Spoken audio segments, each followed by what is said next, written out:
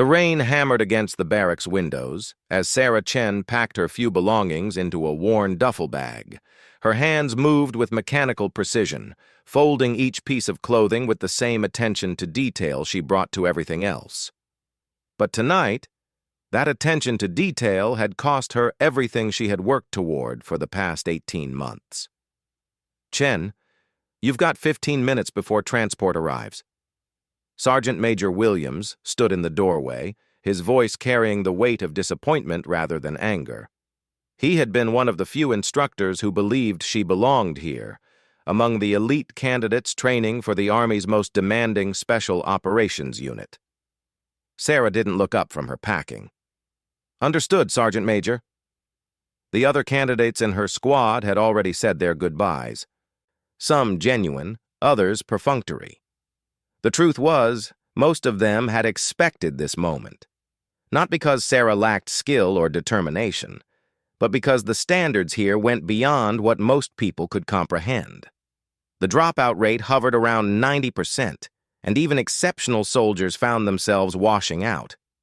Williams stepped into the room, closing the door behind him. "Chen, I want you to know that your performance scores were in the top 5%. Your marksmanship ratings were the highest we've seen in 3 years. The decision to dismiss you wasn't based on capability." Sarah's hands paused for just a moment before continuing to pack. "Then what was it based on, Sergeant Major?" "The psychological evaluation flagged some concerns. Dr. Martinez noted that your responses to certain scenarios suggested an unusual comfort level with extreme situations. Combined with some gaps in your background verification, the review board felt—" Williams trailed off, searching for the right words. "They felt I was hiding something." Sarah's voice remained steady, but there was an edge to it now. "Are you?" Sarah finally looked up, meeting Williams's eyes directly. "We all have histories, Sergeant Major. Some of us just keep ours more private than others." The Sergeant Major studied her face, noting the way her eyes seemed older than her 28 years. There was something in her gaze that he had seen before, in men who had returned from deployments that officially never happened. It was the look of someone who had seen too much, done too much, and carried the weight of it quietly. "Your file shows you served 2 tours in Afghanistan as a regular Army sniper. Solid record, no disciplinary issues, commendations for marksmanship excellence. But there's a 4-year gap after your discharge before you re-enlisted and applied for Special Operations training. What happened during those 4 years?" Sarah zipped up her duffel bag with more force than necessary. "I traveled, saw the world, decided the Army was where I belonged after all." It was the same answer she had given during her interviews, during the background checks, during every official inquiry. It was vague enough to be believable, specific enough to avoid follow-up questions. But Williams had been in special operations long enough to recognize a carefully crafted cover story when he heard one. "Chen, I'm going to give you some advice. Whatever happened during those 4 years, whatever you think you need to hide, it might be exactly what makes you right for this job, but not if you're not honest about it." Sarah shouldered her bag and looked around the small room one last time. "Sometimes the truth is more complicated than people want to handle, Sergeant Major." As they walked toward the main building where transport would pick her up, Williams noticed how Sarah moved. Even in defeat, her situational awareness remained sharp. Her eyes constantly scanned their surroundings. Her body language suggested someone ready to react to threats that might not even exist. It was the behavior of someone who had learned to survive in places where letting your guard down meant death. The transport vehicle, a standard military sedan, waited in the circular drive. The driver, a young private, helped load Sarah's belongings into the trunk. As she prepared to get into the passenger seat, Williams caught her arm gently. "Where will you go now?" Sarah considered the question. "I have some savings. Maybe I'll travel again. See what opportunities present themselves." "And if an opportunity presented itself for you to continue serving in a different capacity?" "I'd listen." Williams nodded and handed her a business card. It was plain white with only a phone number printed on it. If you change your mind about sharing your story, call that number. Ask for Colonel Martinez. Not the doctor, a different Martinez. Tell him Williams sent you. Sarah looked at the card, then slipped it into her jacket pocket. Thank you. Sergeant Major? As the sedan pulled away from the training facility, Sarah watched the compound disappear in the side mirror. The buildings where she had pushed herself beyond what she thought possible, where she had excelled in combat simulations that would break most soldiers, faded into the darkness. The drive to the nearest civilian airport would take 2 hours. Sarah settled back in her seat and let her mind drift to the question that had haunted her throughout the training. How much of her real background could she have revealed without ending up in federal prison? The truth was, Sarah Chen had not spent 4 years traveling and seeing the world as a tourist. She had spent those years working for a private military contractor that specialized in operations the U.S. government needed to happen, but couldn't officially sanction. The work had taken her to countries that didn't exist on most maps, into conflicts that never made the news, alongside men and women whose names were classified at levels most politicians never heard about. Her official discharge from the Army had been carefully orchestrated. Her records showed she had completed her tours of duty with distinction, but they didn't show the recruitment conversation that had happened 3 days before her official discharge date. A conversation where she had been offered a chance to continue serving her country in ways that would never be acknowledged or rewarded publicly. The contractor, Meridian Solutions, recruited only from the most elite military units. Their operations ranged from intelligence gathering to targeted elimination of high-value threats. Sarah's sniper skills, combined with her ability to blend into local populations and her psychological profile that showed unusual resilience under stress, made her an ideal candidate. For 4 years, Sarah had operated in Syria, Yemen, Somalia, and a half-dozen other hotspots. Her official cover was as a freelance photojournalist, complete with published articles and a social media presence that documented her travels.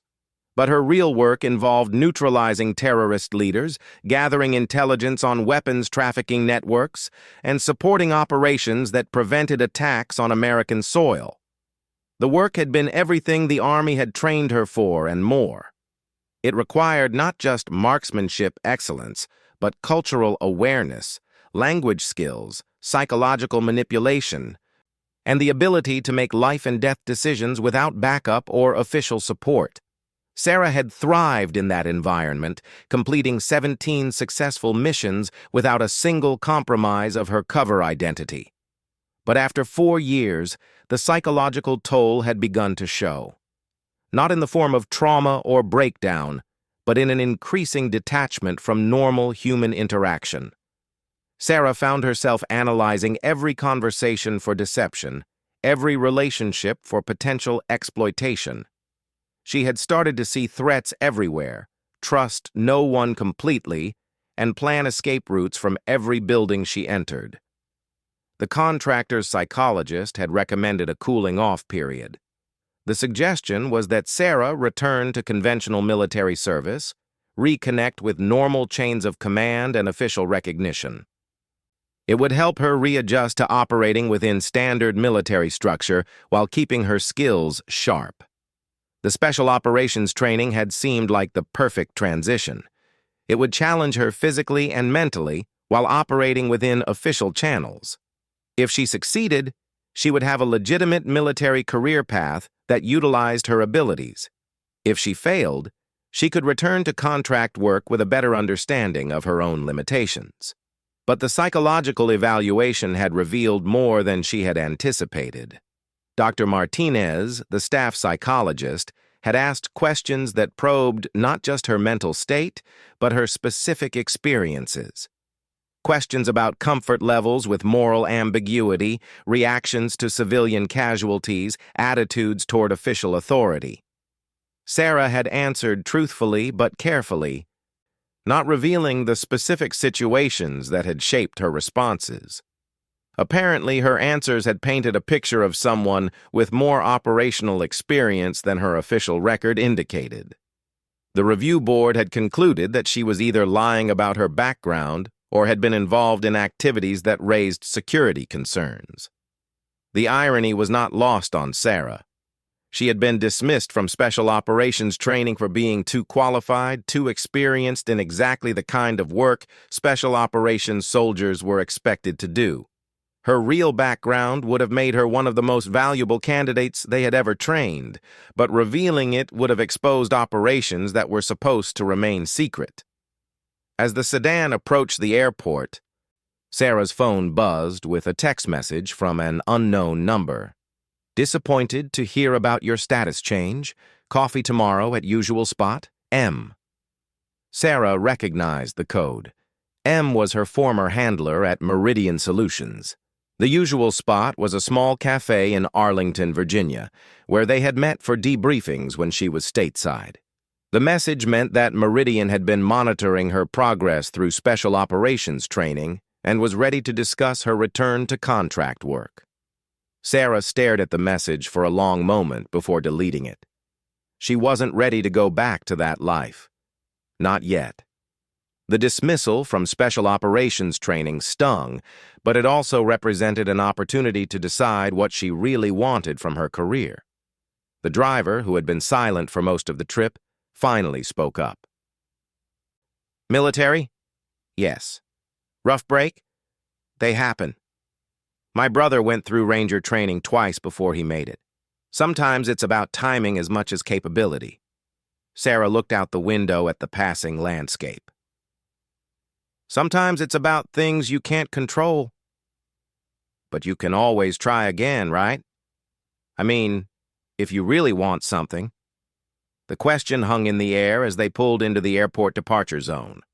Sarah shouldered her duffel bag and thanked the driver. As she walked toward the terminal, she thought about his words. Could she try again? Would they accept her for another round of training if she reapplied in a year or two? The answer was probably no. Her psychological evaluation would remain in her file, and the questions about her background wouldn't disappear with time. If anything, they would become more suspicious as the gap in her verifiable history continued to grow. But there were other paths.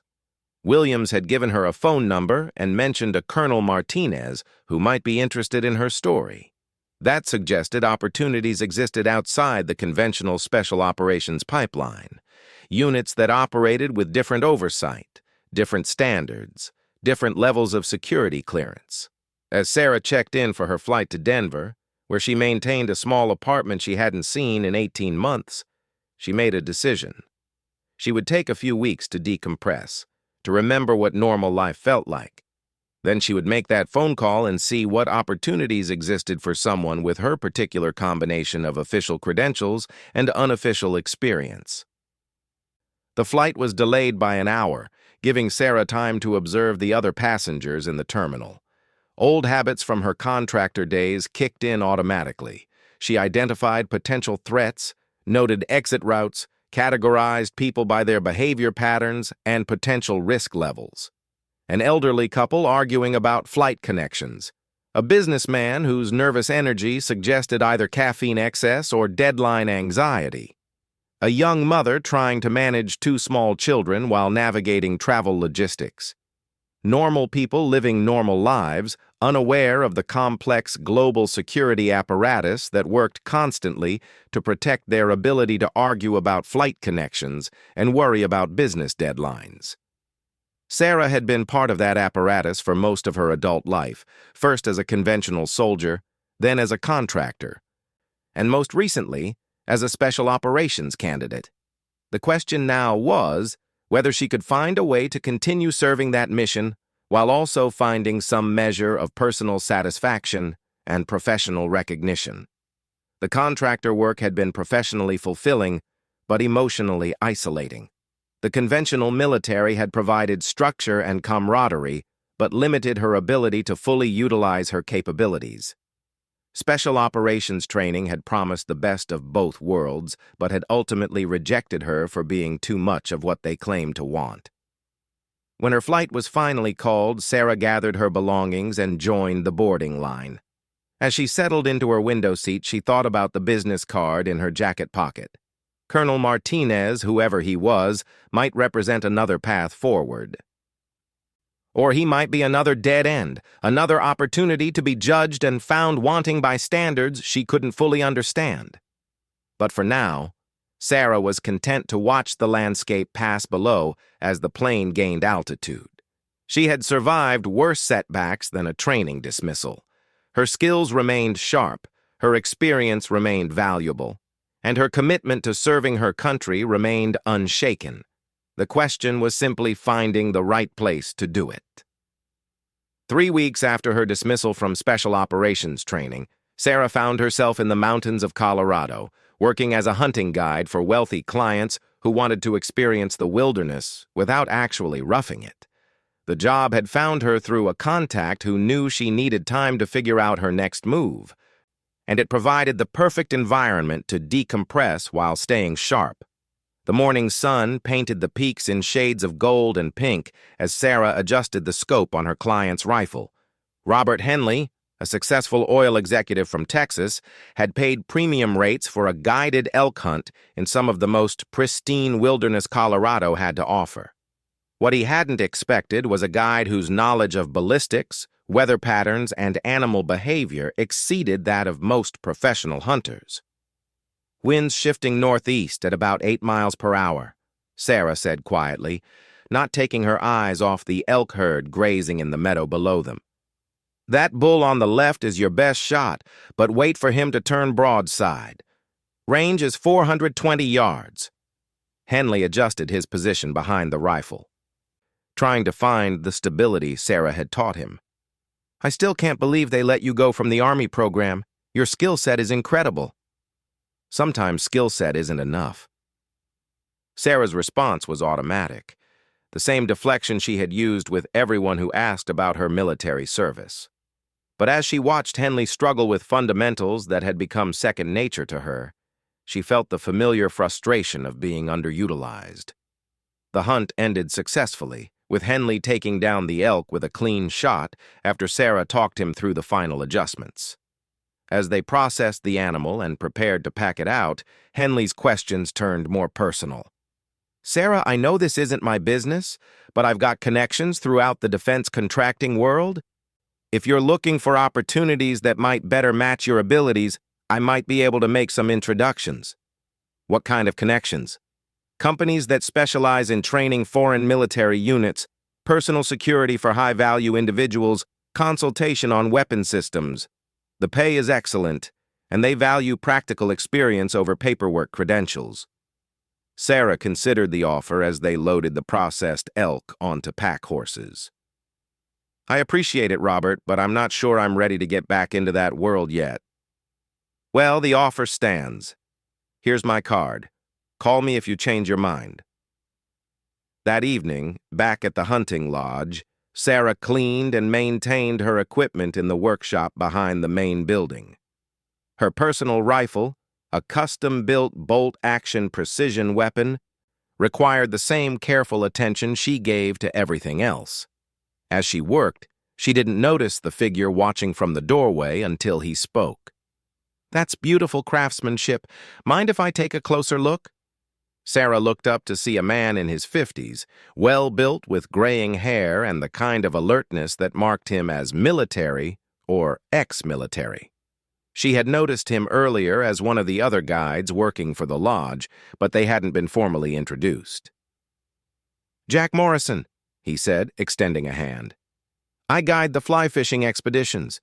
Been watching you work with clients, and I have to say, your technical knowledge is impressive." "Sarah Chen, and thank you." She continued her maintenance routine while they talked, muscle memory guiding her hands through the familiar process. Jack stepped closer to examine the rifle, and Sarah saw his expression change as his eyes focused on the stock. Carved into the wood, barely visible unless you knew what to look for, were a series of small marks. To most people, they would look like decorative scratches or natural grain patterns. But Jack Morrison was not most people. Interesting decorative work, he said carefully, his tone shifting to something more professional.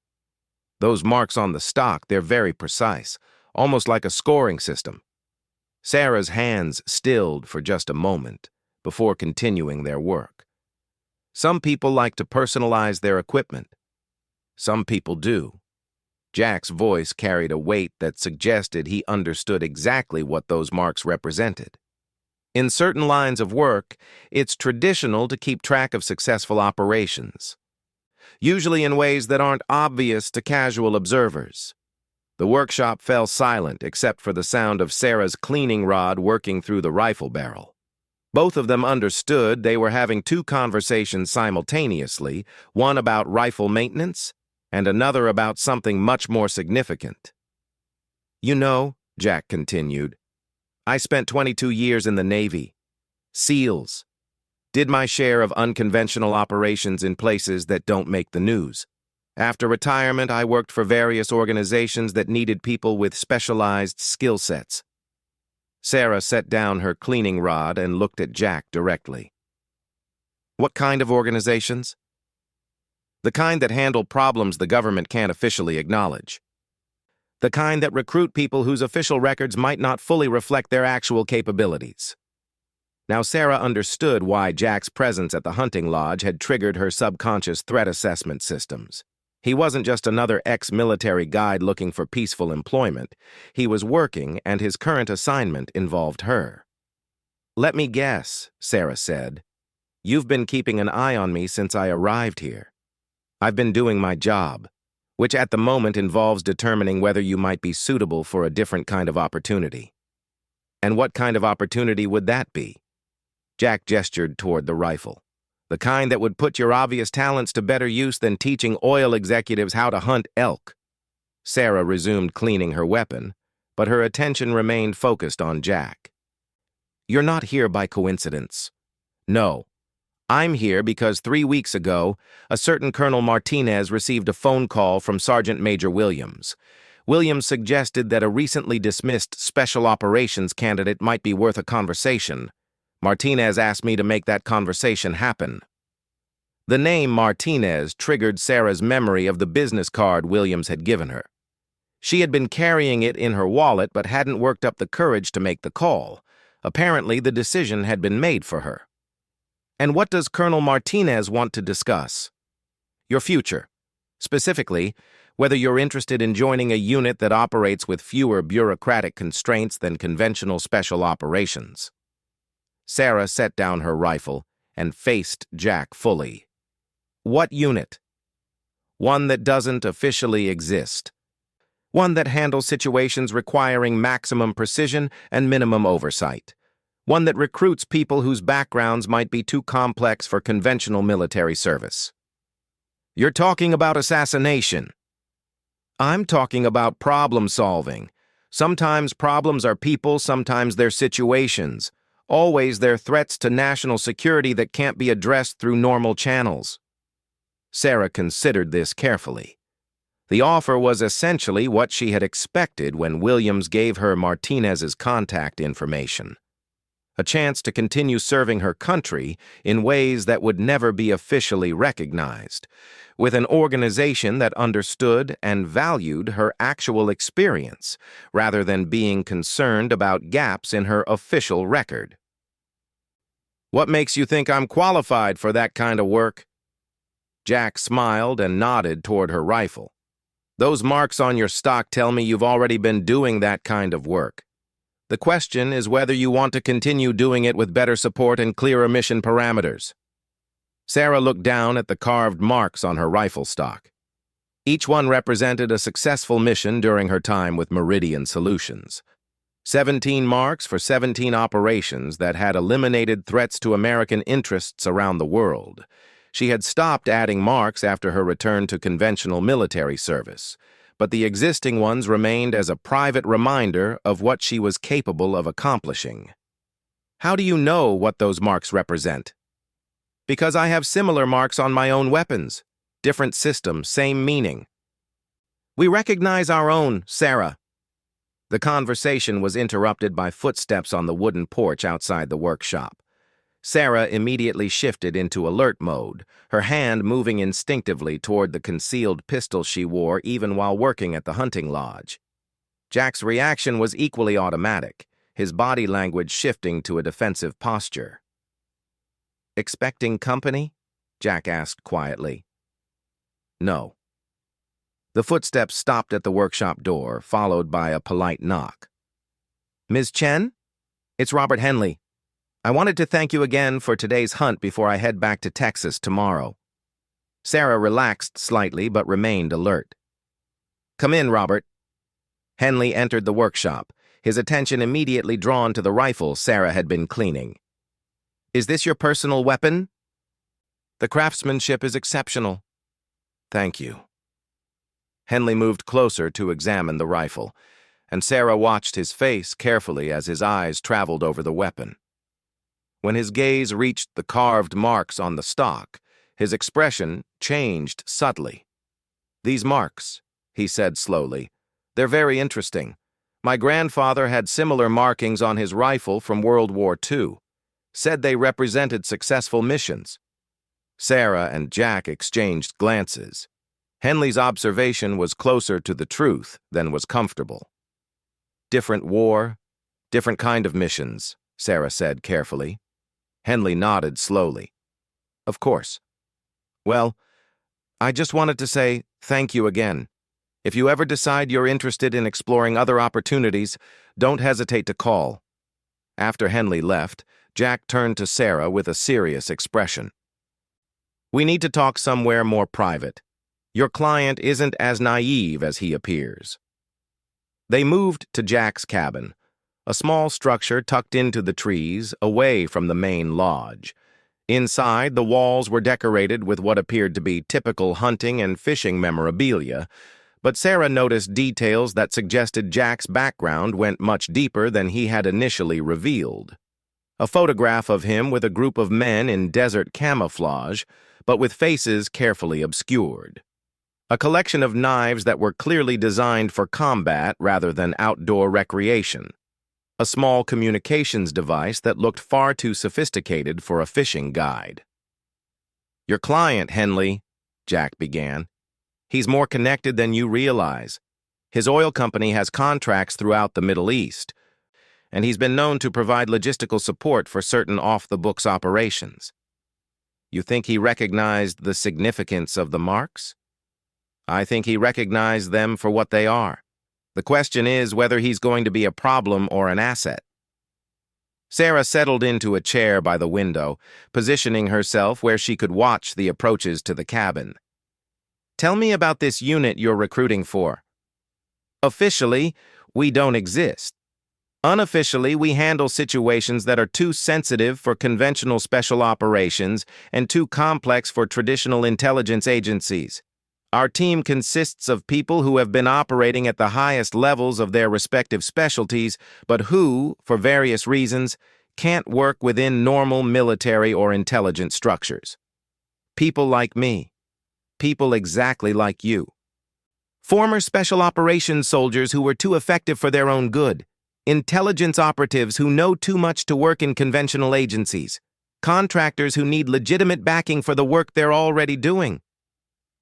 Sarah thought about her time with Meridian Solutions, the isolation of working without official support, the constant awareness that she was expendable if operations went wrong. "What kind of backing?" "Full governmental authority when needed, complete deniability when required. Better equipment, better intelligence, better extraction capabilities if things go sideways.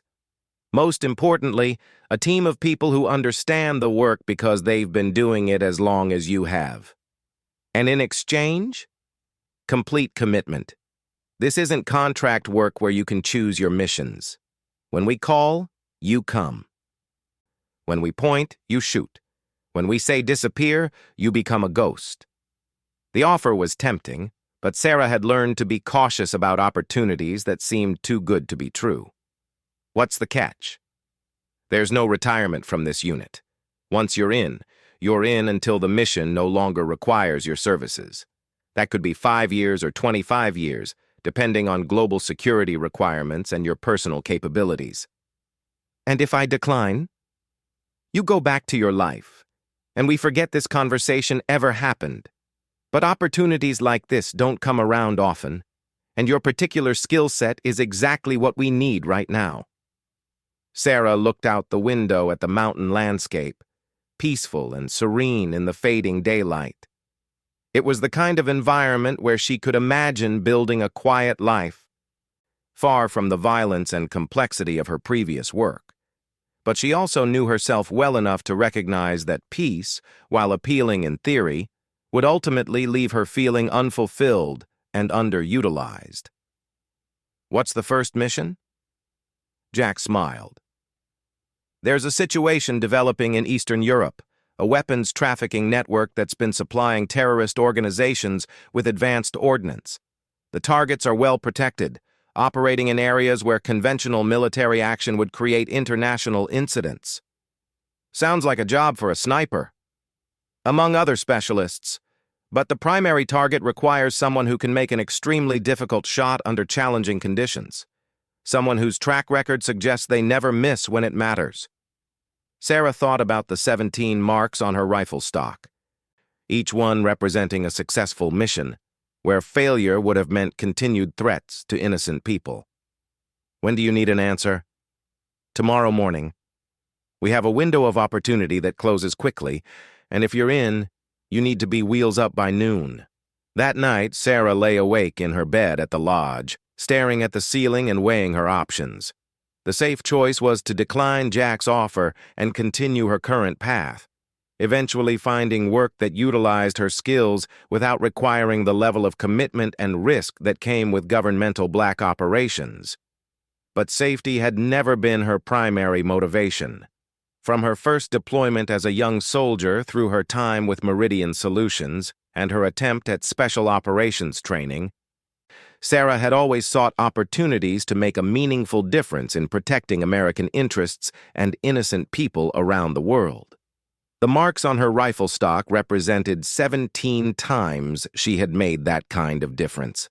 17 missions where her actions had prevented larger conflicts, saved innocent lives, or eliminated threats that could have caused massive casualties. As dawn approached, Sarah made her decision. She rose, packed her personal equipment, and walked to Jack's cabin. She found him already awake, drinking coffee and studying what appeared to be mission briefing materials on his laptop. "I'm in," she said simply. Jack looked up from his laptop and nodded. "Welcome to the team. Hope you're ready to put those marks on your rifle to good use." Sarah thought about the challenges ahead.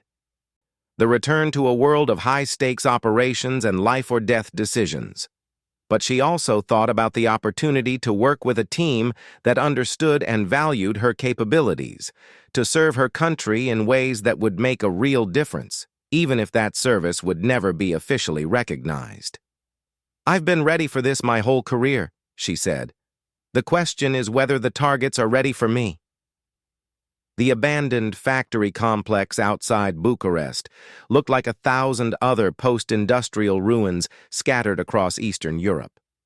But intelligence reports indicated this particular facility served as a distribution hub for advanced weapons systems being sold to terrorist organizations across 3 continents.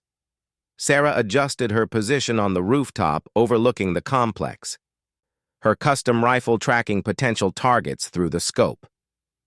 "Overwatch in position," she whispered into her throat microphone. "I have clear lines of sight on the main building and both vehicle entrances." "Copy, Overwatch. Team Alpha is moving to breach point 1. Team Bravo positioned at secondary exit." Jack's voice came through her earpiece with the calm professionalism she was already learning to appreciate about this new unit. Sarah had been with the team for 6 weeks now, training at a facility that didn't appear on any government maps, and working with operators whose backgrounds were as classified as her own. The other team members had accepted her quickly once they learned about her track record with Meridian Solutions. In this world, performance mattered more than politics or bureaucracy. Through her scope, Sarah watched 2 guards patrol the perimeter of the main building.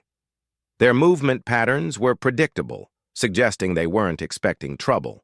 Intelligence indicated the primary target, Viktor Kozlov, was inside the building coordinating a major arms shipment scheduled to leave for Syria within the next 48 hours.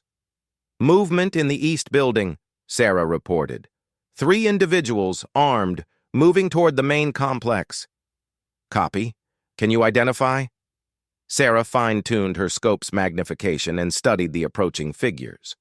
Negative on primary target, but one individual matches the description of Kozlov's lieutenant, Petrov. Understood. Continue observation. Sarah had learned during her training with the unit that these operations required a different mindset than her previous contractor work. With Meridian Solutions, she had often worked alone or with minimal support, making independent decisions about targets and timing. This unit emphasized coordination and precise timing, with each team member playing a specific role in carefully orchestrated operations. The planning for this mission had taken 3 weeks. Every building in the complex had been mapped, every guard schedule documented, every potential escape route analyzed. Sarah's role as Overwatch was crucial because her position allowed her to observe the entire operational area and provide support to the assault teams if the situation deteriorated. Alpha Team moving to entry point. Overwatch, we need confirmation that the main corridor is clear.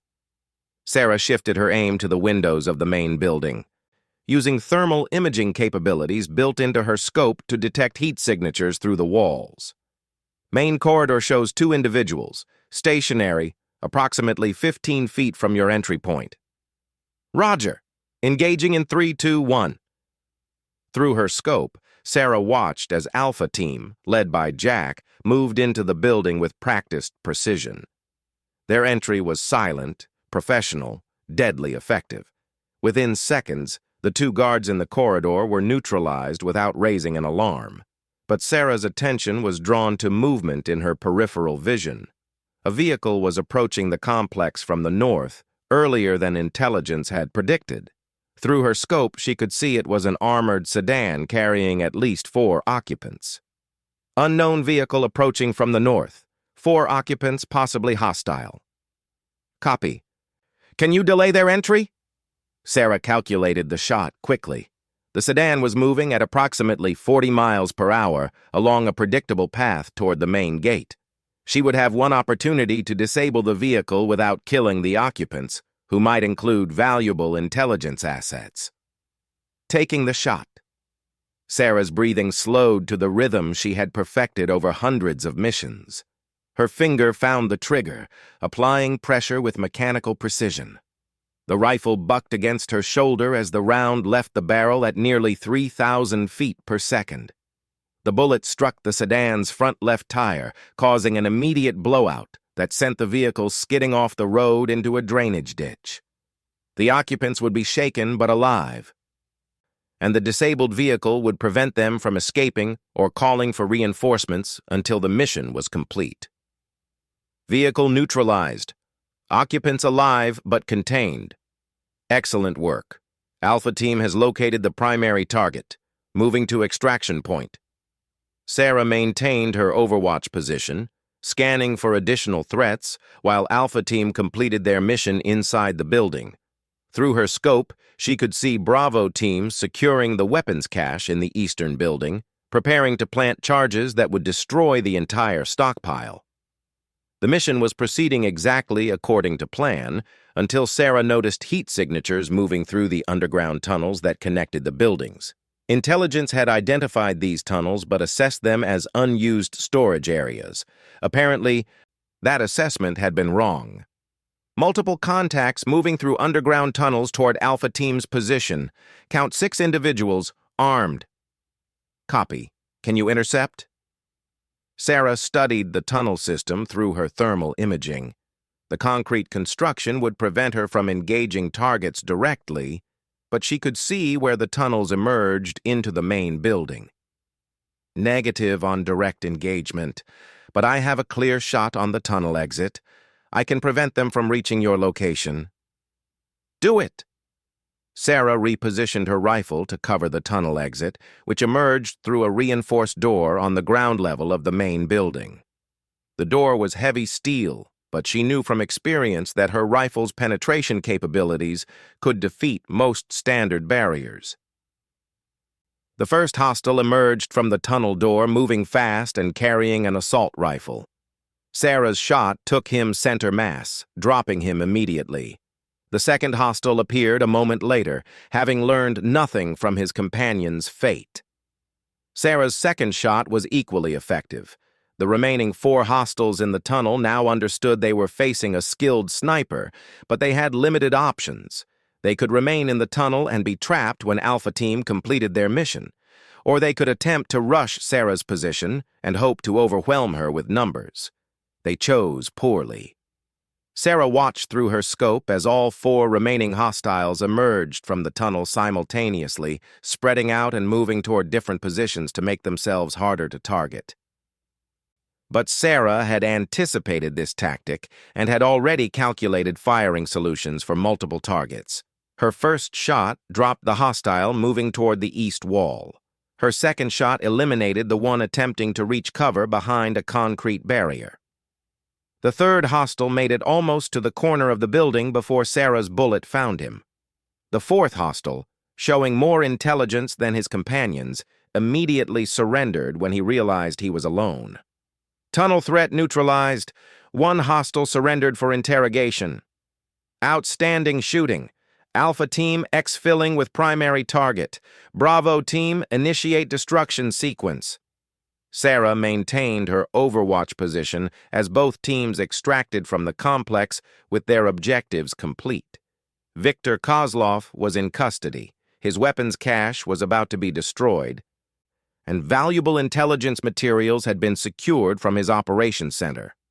As the explosive charges detonated, eliminating the weapons stockpile and most of the evidence of the night's operation, Sarah began her own extraction procedure. She disassembled her rifle with practiced efficiency, packed her equipment, and moved to the predetermined rally point where the team would consolidate before departing the country. Jack was waiting for her at the rally point, along with the other team members. "Exceptional work tonight, Sarah. That vehicle interdiction and the tunnel engagement saved the entire mission." "Just doing my job." "Your job included 5 precision shots under pressure with perfect timing and 0 collateral damage. That's not just doing your job. That's being the best at what you do." Sarah looked around at her teammates, men and women who had proven themselves in similar operations around the world. For the first time since leaving Special Operations training, she felt like she was working with people who truly understood and appreciated her capabilities. "The primary target," she asked. "Will his capture make a difference?" Kozlov's network was responsible for supplying weapons used in 6 major terrorist attacks over the past 2 years. His elimination will prevent future attacks and provide intelligence that will help us roll up similar networks across the region. Sarah nodded, satisfied that her actions would have meaningful impact on global security. It was the kind of result that had motivated her throughout her military career, the knowledge that her skills were being used to protect innocent people from those who would harm them. During the flight back to their base of operations, Sarah reflected on how different this mission had felt from her previous contractor work. With Meridian Solutions, she had often operated with incomplete intelligence and minimal support, making the best decisions she could with limited information. This unit provided comprehensive planning, professional teammates, and clear mission objectives that made her feel like part of a true team rather than an isolated operative. "Sarah," Jack said as they approached their destination, "Colonel Martinez wants to debrief you personally when we land. He's been following your progress closely." "Any particular concerns?" "Quite the opposite. He's impressed with your performance and wants to discuss your long-term role with the unit." Colonel Martinez turned out to be a lean man in his early 50s with gray hair and intelligent eyes that seemed to miss nothing. His office was spartanly furnished, but displayed photographs that suggested a distinguished military career spanning multiple decades and several conflicts. "Sarah," Please have a seat. I've been reviewing your mission reports and performance evaluations from your time with us. I have to say, your capabilities exceed even what Sergeant Major Williams led me to expect. Thank you, sir. I understand you were dismissed from conventional special operations training due to concerns about your background and psychological profile. That's correct. Having seen your work firsthand, I believe their concerns were actually indicators that you were overqualified for their program. Your experience with Meridian Solutions, your comfort level with moral complexity, your ability to operate independently under extreme pressure, these aren't weaknesses. They're exactly what we need in this unit. Sarah waited for him to continue, recognizing that this conversation would likely determine her future role and responsibilities. I'm recommending you for team leader training. Your technical skills are outstanding, but more importantly, you understand the strategic implications of the work we do. You make good decisions under pressure, and you've earned the respect of the other team members. I appreciate the confidence, sir, but I'm still learning how this unit operates. The best leaders are those who continue learning. Your background gives you perspective that most of our operators lack. You understand both the tactical requirements and the strategic implications of our missions. Martinez pulled out a file and set it on his desk. I have 3 potential operations that would benefit from your specific skill set. All of them involve high-value targets in complex environments where precision is essential and collateral damage is unacceptable. Sarah looked at the file without opening it. What kind of timeline are we looking at? The first operation could launch as early as next month. It involves a weapons manufacturer who's been selling advanced ordnance to groups that target American interests. The individual in question operates from a heavily defended compound and has avoided elimination attempts by 3 different national intelligence services. Sounds challenging. It's exactly the kind of mission where your capabilities could make the difference between success and failure. But I want you to understand that accepting team leader responsibilities means accepting responsibility for other people's lives, not just mission success. Sarah thought about the teammates she had worked with over the past 6 weeks, professionals who had welcomed her into their ranks and trusted her to watch their backs during dangerous operations. The idea of being responsible for their safety as well as mission success was daunting, but it also represented the kind of leadership opportunity she had always wanted. I accept the responsibility, sir. Good. Your first assignment as team leader will be to plan and execute the operation against the weapons manufacturer.